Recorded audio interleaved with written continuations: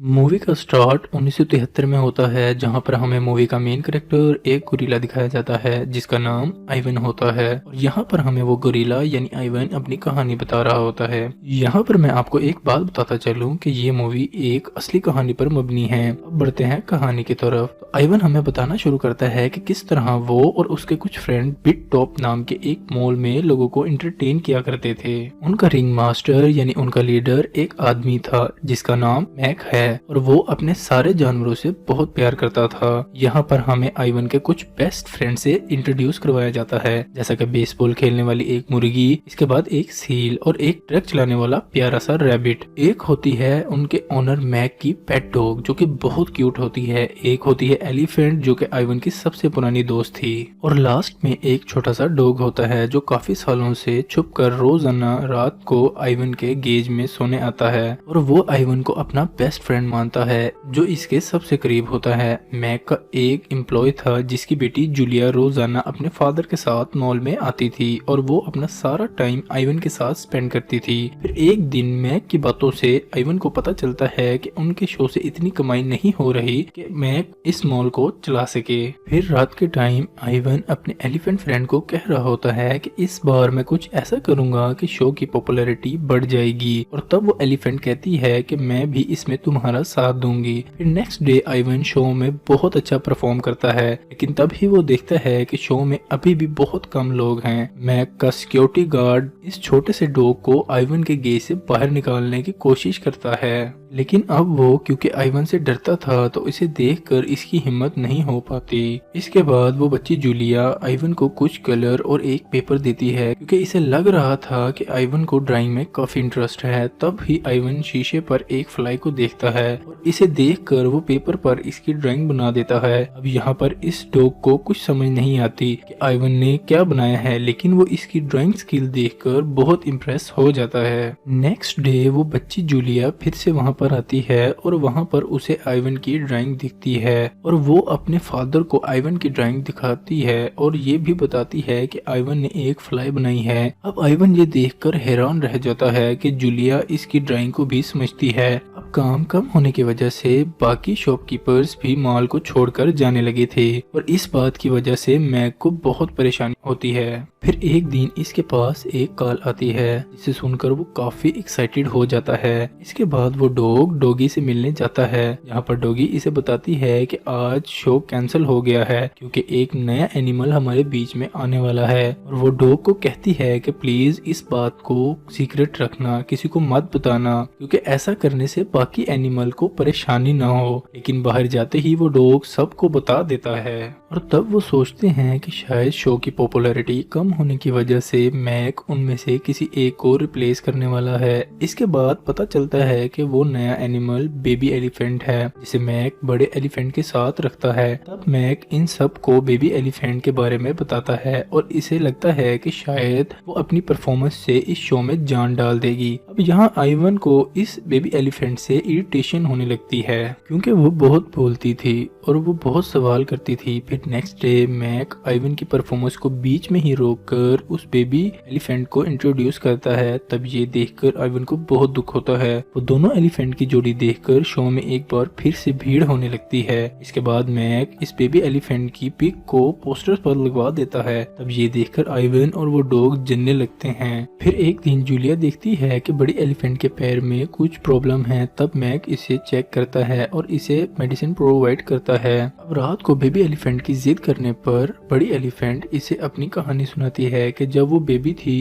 तब वो एक बड़े से डिच में गिर गई थी। तब वहाँ एक लड़की ने आकर इसकी हेल्प की थी। अब बड़ी एलिफेंट ये भी बताती है कि यहाँ से बाहर की दुनिया में सब लोग आजाद रहते हैं और वो दुनिया बहुत खूबसूरत है। वहाँ पर दरख्त भी हैं, पहाड़ भी हैं और वाटरफॉल्स भी जो बहुत प्यारा लुक देती हैं। अब ये सारी बातें आइवन भी सुन रहा था और तब वो भी इस खूबसूरत जिंदगी के बारे में सोचने लगता है। फिर नेक्स्ट डे बड़ी एलिफेंट शो पर नहीं जा पाती और तब मैक अकेले ही बेबी एलिफेंट को शो करने के लिए कहता है। तब ये सुनकर बेबी एलिफेंट डर जाती है कि मैं अकेले शो कैसे करूंगी। तब ये देखकर आइवन को इस पर तरस आता है और तब वो इसका हौसला बढ़ाने के लिए इसे अप्रिशिएट करता है, इसकी तारीफ करता है, जिसके बाद वो बेबी एलिफेंट सबके सामने जाकर बहुत अच्छा परफॉर्म करती है। अब रात को बेबी एलिफेंट की रिक्वेस्ट करने पर आइवन अपनी स्टोरी सुनाता है कि जब वो बिल्कुल छोटा सा था तब मैक और उसकी वाइफ उसे अडॉप्ट करके ले आए थे और मैंने इन दोनों के साथ बहुत अच्छा टाइम स्पेंड किया और वो मुझे बिल्कुल अपने बच्चों की तरह ट्रीट करते थे। लेकिन फिर जब मैं आहिस्ता आहिस्ता बड़ा होने लगा तब मैं इनके बहुत से नुकसान करता था। अब मैक को तो इन सब से कोई प्रॉब्लम नहीं थी, लेकिन फिर एक दिन उसकी वाइफ हम दोनों को अकेला छोड़कर चली गई। फिर इसके बाद मैक मुझे इस मॉल में ले आया और तब से ही मैं यहाँ रहता हूँ। तब आइवन नोटिस करता है कि वो बेबी एलिफेंट तो सो गई है और तब यहाँ बड़ी एलिफेंट आइवन से रिक्वेस्ट करती है। वो बताती है कि बेबी एलिफेंट अभी बहुत छोटी है और वो अपनी पूरी जिंदगी यहाँ पर नहीं गुजार सकती,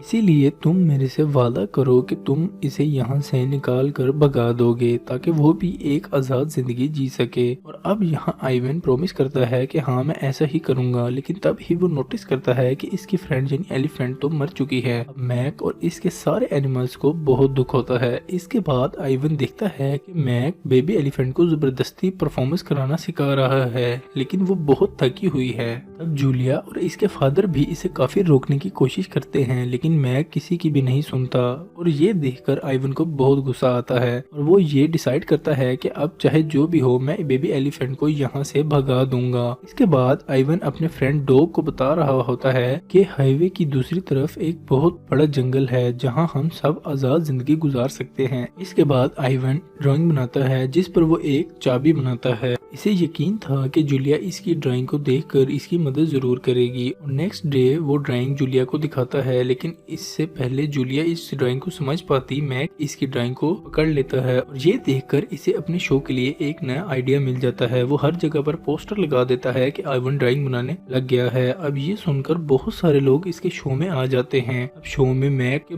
बहुत कहने पर भी आइवन ड्राइंग नहीं बनाता और वहाँ से चला जाता है, क्योंकि इसके माइंड में सिर्फ एक ही बात घूम रही थी कि मैंने जो प्रॉमिस अपनी फ्रेंड एलिफेंट से किया है यानी बेबी एलिफेंट को वहाँ से भगाना है तो वो मुझे पूरा करना है। और मैक उसे काफी समझाने की कोशिश करता है, लेकिन तब ही अचानक से उसे आइवन के गेज में वो डॉग दिख जाता है। इसलिए वो गुस्सा होकर सिक्योरिटी गार्ड को कहता है कि तुम इसे निकालो और अगर तुम इसे ना निकाल सके तो मैं तुम्हें नौकरी से निकाल दूंगा। तब ये सुनकर आइवन को एक आइडिया आता है और वो उस डॉग को सिक्योरिटी गार्ड के पास भेजता है। तब वो डॉग सिक्योरिटी गार्ड को अपने पीछे लगाकर आइवन के गेज में ले आता है। सब कुछ प्लान के मुताबिक हो रहा था। फिर सिक्योरिटी गार्ड देखता है कि आइवन सो रहा है, इसीलिए वो लॉक खोलकर अंदर आ जाता है, लेकिन तभी उसके पीछे आइवन उठकर आ जाता है। तब आइवन को जागता देखकर उसके होश उड़ जाते हैं और वो वहीं पर बेहोश हो जाता है। फिर आइवन कीज की मदद से सभी जानवरों को बाहर निकाल लेता है और अब बेबी एलिफेंट इस बारे में पूछने लगती है तो आइवन कहता है कि अब हम सब आजाद जिंदगी गुजारने जा रहे हैं, लेकिन वो डॉगी इनके साथ चलने से इनकार कर देती है क्योंकि वे एक पेट डॉगी होती है और वो ज्यादा देर तक बाहर नहीं रह सकती। इसके बाद वो सब ही मेन डोर की तरफ आते हैं जो कि लॉक था और तब वो डॉग आइवन को इसकी पावर के बारे में बताता है कि तुम बहुत ताकतवर हो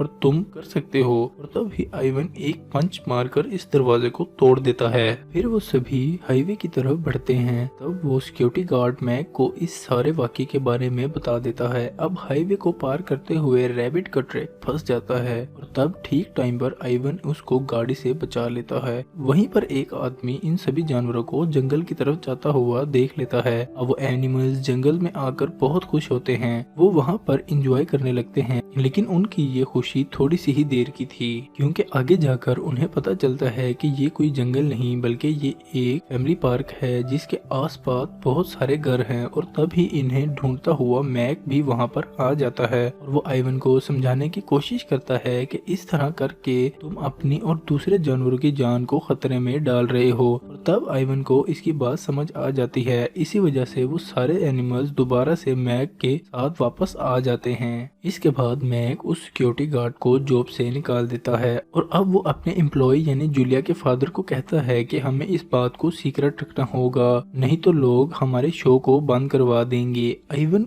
इस बेबी एलिफेंट से सॉरी बोलता है क्योंकि वो अपना वादा पूरा नहीं कर पाता। तब ही बेबी एलिफेंट इसे असली जंगल के बारे में पूछती है और तब यहाँ आइवन अपने बचपन के बारे में बताता है कि वो टाइम होता था कि जब कुछ इंसानों ने उसे पकड़ लिया था। वो बताता है कि वो अपनी फैमिली के साथ बहुत खुश रहता था और उसे कीचड़ से पेंटिंग बनाना भी बहुत पसंद थी। इसके फादर इसे एक बहादुर गुरिल्ला बनाना चाहते थे, लेकिन वो उनकी बातों को सीरियसली नहीं लेता था और वो उसका सारा टाइम पेंटिंग करने में या अपनी बहन के साथ खेलने में गुजार देता था। और फिर एक दिन जंगल में कुछ शिकारी आते हैं और मेरे पापा मुझे उनसे बचाने की बहुत कोशिश करते हैं, लेकिन उन शिकारियों ने मेरे पापा को मार दिया और मुझे पकड़ लिया और शहर में ले आए जहाँ मैक ने मुझे अडॉप्ट कर लिया। तब ये सुनकर वो डॉग कहता है कि इंसान तो शैतान होते हैं, जिस पर वो बेबी एलिफेंट कहती है कि सारे इंसान बुरे नहीं होते हैं, क्योंकि बड़ी एलिफेंट को भी एक बच्ची ने बचाया था जब वो छोटी थी। और ये बात मुझे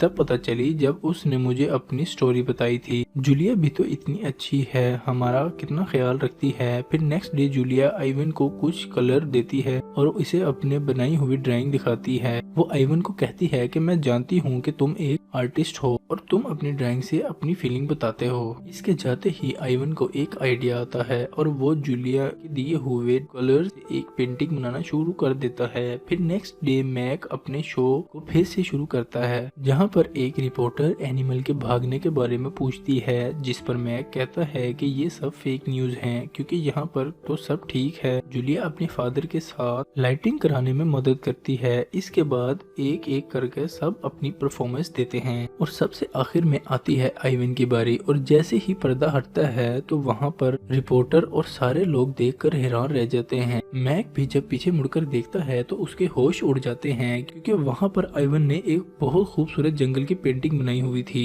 ये देखकर जूलिया इसकी पेंटिंग समझ जाती है और वो अपने फादर से कहती है कि आइवन यहाँ से निकलकर जंगल में जाना चाहता है, जिस पर जूलिया के फादर कहते हैं कि मैं इसमें तुम्हारी कोई मदद नहीं कर सकता। और इसके बाद जूलिया इस रिपोर्टर से मदद मांगती है और फिर ऐसा करते करते सब लोग इस बात के बारे में जान जाते हैं और फिर सभी लोग माल के सामने एहतजाज करने लगते हैं कि सारे एनिमल्स को आजाद किया जाए। तब ये देखकर आइवन खुश हो जाता है कि आखिरकार उसका प्लान कामयाब हो चुका है और यहाँ पर मैक भी हार मान लेता है। फिर सारे एनिमल्स को वहाँ से ले जाया जाता है। सब एनिमल्स एक दूसरे को गुड बाय कहते हैं। फिर आइवन बेबी एलिफेंट को कहता है कि तुम अब बहुत अच्छी जिंदगी जीने वाली हो। इसके बाद वो डॉग भी आइवन से आखिरी बार मिलता है। तब आइवन इसे अपना एक टॉय गिफ्ट करता है। फिर आखिर में मैक भी आइवन से मिलने आता है और वो आइवन को अपने और उसके बचपन की तस्वीर दिखाता है। तब वो दोनों एक दूसरे से अपनी इमोशनल फीलिंग शेयर करते हैं। इसके बाद वो दोनों एक दूसरे को गुड बाय कहते हैं और आइवन अपनी नई जिंदगी में कदम रखता है। फिर आइवन की आंख एक कमरे में खुलती है, इसीलिए वो इस जगह को देखकर परेशान हो जाता है और तब ही एक डॉक्टर उसे बताती है कि वो यहाँ पर नहीं रहने वाला बल्कि वो कहीं और रहने वाला है। इसके बाद वो शटर उठाती है। तब आइवन देखता है कि वो एक काफी खूबसूरत जंगल में है, जिसके बारे में वो अक्सर सोचा करता था। इसे बताया जाता है कि असल में ये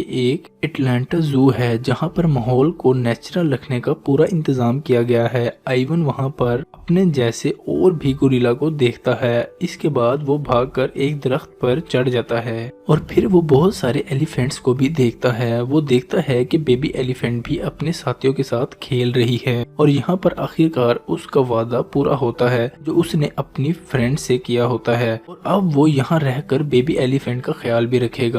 और इसी के साथ इस मूवी की हैप्पी सी एंडिंग हो जाती है।